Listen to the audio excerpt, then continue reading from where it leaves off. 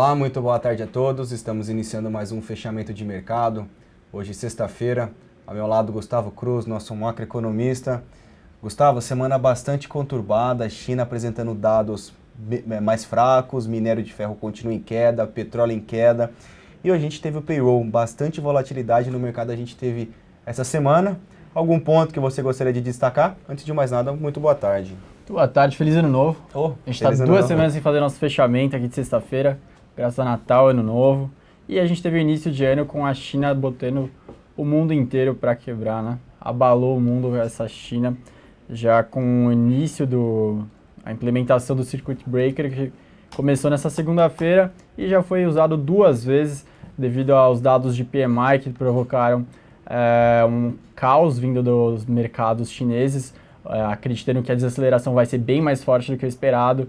E depois, na quarta-feira, a gente teve mais um pouco de temor, assim, com o anúncio que eles talvez não tinham certeza se eles iam manter aquelas medidas que eles foram adotadas em agosto, setembro, que foram aquelas que eles não poderiam vender tantas ações num dia, quando era um acionista muito grande, aquelas tentativas de controlar aquela turbulência bem forte que a gente viu, né, em agosto, setembro. Então essas medidas iam se expirar agora essa semana e começou a gerar um pânico geral se elas iam realmente chegar ao final. Aí o governo anunciou que vai prorrogar por mais 6 meses, também suspendeu o Circuit Breaker. Existe uma polêmica enorme, porque falaram que foi um Circuit Breaker muito mal feito, de apenas 7% de movimentação para cima ou para baixo. Para o mercado da China, que é muito volátil, pode ter sido mal feito, né, mal implementado. Enfim, China já começou com tudo, abalando 2016 e leva o mundo inteiro junto. Durante a semana a gente teve diversos dados positivos da Europa que nem puderam ser apreciados pelos mercados de lá. Se fosse uma semana normal, a Bolsa da Europa teria reagido muito bem, mas China pegou essa semana, Danilo. O que o gráfico de Bov mostra pra gente nessa semana? Além dos dados que a gente teve lá fora, a parte doméstica também foi bem crítica, depois a gente comenta um pouquinho mais com detalhe. Boa. Antes de passar para o gráfico, rapidinho, vale ressaltar, Gustavo, como a gente, 2 semanas sem ir ao ar, né? Praticamente a primeira semana, a primeira semana do ano útil na qual a gente está tendo operações, e eu vejo que muitos investidores aí têm aquela ansiedade de querer tradar, o que eu vou fazer, o que eu vou tradar, como eu vou investir meu dinheiro. A gente tem aí o cenário de 2016 ainda bastante desafiador, estudos da taxa Selic aumentar ainda mais esse ano, o dólar subir ainda mais um pouco desses patamares. Então, qual conselho que você poderia dar para o pessoal, Gustavo, que está iniciando o ano, para ter cautela, não ter, se expor um pouco mais? Sempre fazer as coisas com calma. Esse ano, infelizmente, se a gente teve uma recessão em 2015, a gente está entrando no ano de depressão, ou seja, uma recessão bem mais forte em 2016. Tudo aquilo que já ficou bem crítico, como a gente pode dar um exemplo do porquê que vai ser mais crítico. Se você tem uma indústria no ano passado, você sentiu a crise, você demite, você segura um pouco, dá layoff, você evita fazer aquele investimento, aí você vê que a crise não passou, você entra em um quadro de depressão em 2016, aí você já considera você fechar a sua indústria. Então você já desarruma todo o sistema produtivo brasileiro na medida que você passa de uma recessão em cima de recessão. Então o ano vai ficando, a economia, quanto mais demorar para ajustar, vai desarrumando de forma que é bem difícil de reverter no longo prazo. Então, por isso que a gente quer que resolva o quanto antes, mas a perspectiva está cada vez pior. Acabou de ser um breaking news aqui, você viu? Do Joaquim Levy? Pessoal, acabou de ser um breaking news aqui na Infomoney, tá? Joaquim Levy é o novo diretor financeiro do Banco Mundial. Acabou de sair uma informação do breaking news. Ou seja, cenário bastante desafiador ainda, não temos sinais de recuperação, então muita cautela, calma. Sim, o cenário, infelizmente, é de uma recessão talvez até ou pelo menos igual ou mais forte do que a do ano passado. Hoje a gente teve dados de inflação. A inflação já passou bem longe do teto da meta de 6,5% em 2015, a gente fechou com 10,67%.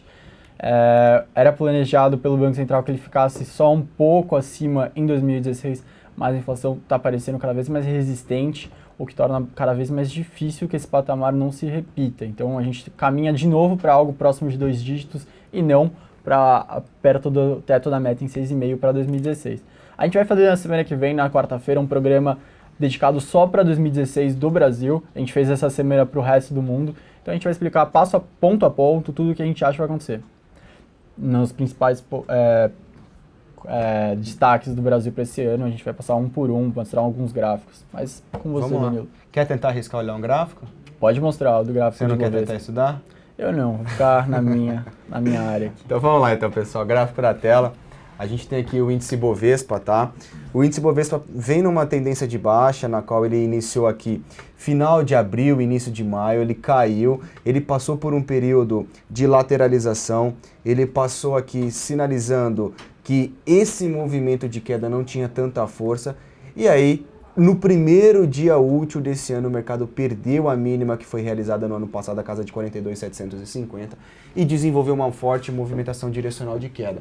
Ou seja, a gente retoma a sua movimentação de queda, retoma a sua movimentação a favor da tendência, a tendência é essa de baixa que nós temos já há um bom tempo. Então perceba que esse canal de baixa foi rompido. O que só me chama a atenção é a movimentação do Ibov hoje. O Ibov hoje está com uma variação aqui neutra, tá, Gustavo? Apesar dessa volatilidade, hoje também, depois se quiser comentar sobre os dados do Paywall... Vou comentar, já tem pergunta aqui. Que foi muito bom, cara, hoje, pelo menos para trade, né? Hoje o índice Bovespa está formando aqui um dojizinho, tá, pessoal? Que é um candle de indefinição, 0,8% de queda. Para complementar aqui o nosso estudo, eu posso colocar uma banda de Bollinger que identifica o desvio padrão dos preços em relação à média. Então, percebam que é um candle de indefinição fora das bandas de Bollinger. Então, abre uma possibilidade de um possível repique. Então, a gente tem 1, 2, 3, 4, 5, 6, 7, 8 pregões. Dentre esses 8 pregões, apenas um foi um pregão positivo. Então, há o espaço para um repique. Logicamente que eu ficaria de olho na superação da máxima de hoje para tentar algum trade assim, não tão negativo, não tão pessimista. Eu pensaria em compras acima desses 41.270 pontos a partir da semana que vem. É isso aí, Gustavo. Danilo. E hoje, às 11h30 da manhã, o mercado teve uma volatilidade muito grande. Isso. Dólar índice, tivemos o dado da geração de emprego, taxa de desemprego dos Estados Unidos. Tem algum ponto? Vou colocar aqui, vou te passar logo várias perguntas sobre CSN e Itaúsa. Itaúsa. Então, para você já pegar um dos dois, qual que vocês preferirem, enquanto eu vou falando. Então, Itaúsa e CSN. Bom, gente, como vocês sabem, 2015 a questão que para o ano inteiro foi Estados Unidos vão subir juros, não vão subir juros. No final do ano subiram em dezembro, na última reunião. 2016 a questão é outra. A questão é o quanto gradual vai ser essa alta de taxa de juros nos Estados Unidos. Ou seja, quantas vezes eles vão subir juros agora nesse ano, dado que agora ele já está certo que eles vão continuar subindo juros por lá. Então, existe uma divergência entre o que o próprio Fed, o que o próprio Banco Central dos Estados Unidos está projetando. Eles colocam atualmente que eles vão subir pelo menos 3 vezes, e o mercado acha que não, acha que só 2. O que agora tem que ficar atento, então? Se os indicadores vão vir mais positivos e aí confirmar a visão do próprio Fed de que eles vão ter, a economia tá bem o suficiente para que eles possam subir mais vezes os juros, ou se os indicadores vão vir mais negativos, então vai mais de linha com o que o mercado está precificando, de que eles vão ter que subir menos vezes os juros para não punir os outros setores da economia, e sempre lembrando que os Estados Unidos têm aquele medo de deflação, a inflação está muito baixa, eles não podem subir antes do eles não sabem o momento exato de subir os juros, mas se eles se anteciparem, eles penalizam a inflação e penalizam por consequência toda a economia. Esse é um risco de subir juros antes do momento. Se eles demorarem muito para subir, se não subirem na hora que eles deveriam, aí eles fazem o efeito contrário. A inflação sobe mais do que eles deveriam, e aí para reverter é difícil. Então esse é o dilema dos dois. Qual que é a expectativa, mais ou menos, para o aumento? Para o mercado é de 2 altas nas taxas de juros, uma seria em setembro, a outra em dezembro novamente. Para o Fed, eles estão colocando mais ou menos como 3, contando mais ou menos mais uma ainda em junho. Então o segundo semestre terá mais um impacto, né? Sim, o que a gente pode ver de diferença que ainda vindo de geopolíticas, em que pode impactar na decisão deles, são 2 pontos. Um é agora, a gente teve o inverno nos Estados Unidos bem mais fraco do que nos últimos anos. Então, se no ano passado a gente viu o PIB do primeiro trimestre nos Estados Unidos vindo bem mais fraco do que o geral, graças ao inverno que travou muito a produção por lá, esse ano a gente vai ver exatamente o contrário. O inverno praticamente não existiu por lá, foi bem menos rigoroso do que nos últimos anos, então a economia está bombando por lá, o primeiro trimestre vai vir forte, o PIB do primeiro trimestre. Então isso pode pesar para aqueles que acham que eles vão subir mais vezes os juros nesse ano. O que pode pesar para o outro lado? Existe uma teoria de diversos economistas que quando tem ano de eleição presidencial, o Fed procura não entrar muito no foco, não quer pegar o protagonismo do ano e trazer a economia para o centro do debate, então eles preferem ficar mais alheios ao debate. por isso pode pesar para que eles não subam tantas vezes os juros nesse ano.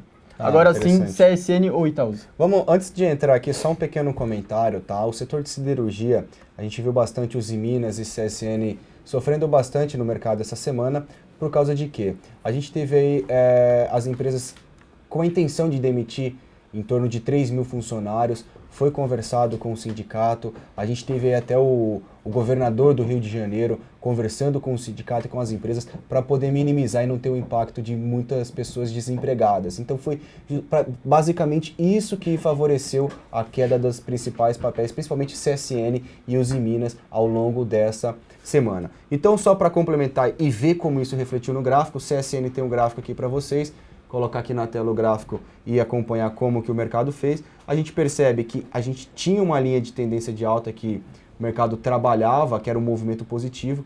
Percebam que após ele ter passado por um período lateralizado, ele perde uma região de suporte relevante. Opa, peraí. CSN, né? Perdão, eu estou olhando CSAN, eu estou olhando COSAN, me desculpem. Então aqui, ó, CSN, a gente teve essa semana aqui que mostra que foi que o mercado teve uma forte desvalorização.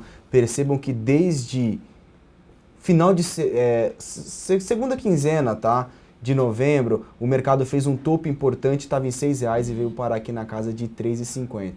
Então o mercado sofreu muito, foi muito penalizado. A gente tem agora uma região de suporte sendo testada. A gente tem uma região de suporte essa na casa de R$3/2,80. Então assim, será que agora é hora de comprar porque chegou em um fundo? Eu não acho que seria um ponto interessante para a gente comprar. Por quê? Ele fez um candle de indefinição, eu só acho que é um ponto que a gente não deve ficar totalmente exposto na venda. Tá? A gente tem alguns cenários ainda na qual mostra que é uma região de compradores, então podemos ter alguns obstáculos e algumas brigas nesse ponto. Tá? Então, cautela a mais aqui não é demais. Então, cuidado, o intradiário pode mostrar aqui pra gente uma possibilidade de compra. Eu vou querer comprar CSN na superação da máxima de hoje. Perceba a acumulação bem importante que ela fez, superando 3,65. A gente pode pensar numa compra. Gustavo, só para finalizar, Itaúsa. Muitas perguntas de Itaúsa. Itaúsa, holding do Itaú. O ativo perdeu aqui uma região de suporte relevante em R$7. Faz uma sinalização gráfica, que é um padrão de continuação, tá? Denominado um mastro e uma bandeira. Então a gente tem aqui um mastro e posteriormente a gente tem uma bandeira, que é um acúmulo de preço abaixo do nível de suporte. Então percebam que o mercado tem espaço para continuar seu movimento de queda. Claramente eu vou anotar a mínima desse movimento aqui na casa de 6,56, 6,57. Se perder esse patamar, a gente tem espaço para uma queda um pouco mais direcional. Claro que o mercado bateu bastante, sofremos bastante desde novembro para cá, o mercado está apanhando bem e um repique nesses patamares não me assustaria. Então cuidado, eu estou bem cauteloso para ficar exposto em swing trade, tá?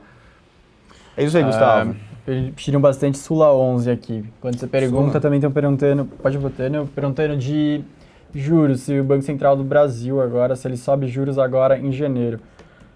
Bom, gente, no último relatório trimestral de inflação de dezembro, na última ata da última reunião do Banco Central, tudo indica que eles vão subir juros, que eles estão se programando para subir juros. O que aconteceu foi que depois que o Levi foi substituído pelo Nelson Barbosa como ministro da Fazenda, a pressão do próprio PT e da base em torno da política econômica, da equipe econômica, aumentou muito, justamente para que eles parem de seguir o que estão fazendo e dê uma guinada à esquerda. E principalmente estão pressionando muito a política de juros, eles não querem que suba, eles querem inclusive que cortem juros. Então existe essa pressão cada vez mais forte. O Banco Central, e também, além disso, existe uma discussão muito grande, toda aquela de dominância fiscal, que acho que nem cabe entrar muito aqui, mas de todo modo, muita gente acha que a melhor opção seria a manutenção, então permanecer onde está. Visto que o Banco Central já falou que subiria juros, já que deixou bem claro e indiciou que em 21 de janeiro ele deve subir juros, provavelmente a alta da taxa de juros não seja tão alta. Então eles não elevem a taxa de juros tanto quanto eles deveriam elevar antes. Então se o mercado antes estava discutindo entre 0,5 e 0,75, agora pode ser que o mercado discuta entre 0,5 e só 0,25 de alta, graças a essa discussão mais forte. Mas de qualquer forma, tudo indica que deve ocorrer alguma mudança sim na taxa de janeiro, na reunião de janeiro. Sula 11. Então vamos lá, Sul América, gráfico na tela também. Pessoal, o Sul América caiu bastante desde dezembro até agora e ela chegou numa região importante de suporte, tá? Região essa estabelecida por topos anteriores na realidade, um fundo, 2 fundos, e o mercado me mostra um padrão gráfico aqui de um arame. Arame aí é um padrão de uma possível tendência que venha a nascer por aqui, tá? Então percebam que o corpo deste candle está totalmente dentro do corpo do candle anterior. Isso aqui é um engolfo, mas só que é ao contrário, tá, pessoal?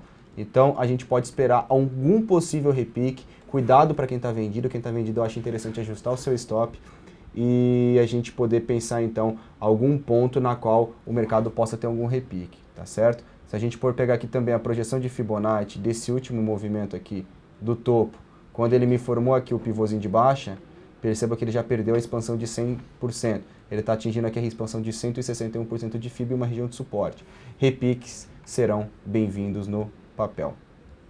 É isso aí, Gustavo. Boa, Danilo. Então, pessoal, a gente está finalizando o nosso programa. Ficar bem atento agora. A agenda da semana que vem traz diversos dados da China, de novo balança comercial, aquele que a gente sempre fala para vocês ficarem atentos, que são os novos empréstimos, que reflete bastante se a política econômica do governo de estímulo na região está fazendo efeito ou não. Então esses indicadores eles estão com previsão de virem menores do que o mês anterior, então é importante ficar atento que o mercado com certeza vai estar. Também nos Estados Unidos a gente tem vendas no varejo e produção industrial ao longo da semana, e no Brasil, IBCBR, vendas no varejo também brasileiro, e CAGED. Todos com projeções muito negativas para o Brasil, renovando mínimas, como sempre. Os indicadores brasileiros ainda não dão perspectiva de que a gente passou do fundo do poço, então provavelmente a gente vai ter uma semana bem negativa daqui. E como sempre, segunda-feira, Boletim Focus do Banco Central. Sim, com certeza, de manhã. Então é isso, Gustavo. Obrigado a todos que nos acompanharam aqui na InfoMoney. Desejo a todos um excelente final de semana. E a partir de segunda-feira teremos aí toda a programação na grade da InfoMoney e também na Arena do Investidor. Um abraço a todos e até a próxima oportunidade. Pois é, pessoal, a gente infelizmente não está fazendo exatamente no fechamento, então não tá na hora de ir para casa, ir para aquele bar, tomar aquela gelada, aquela Maria Mole, aquele bombeirinho, mas quando eu terminar, pode ir todo mundo para lá para aproveitar bastante o final de semana, porque semana que vem tem mais, a gente infelizmente não consegue responder todas as perguntas, mas a gente tenta ajudar ao máximo e a gente tem programas diários que a gente vai tentar ajudar vocês com certeza mais na semana que vem. Até semana que vem, pessoal!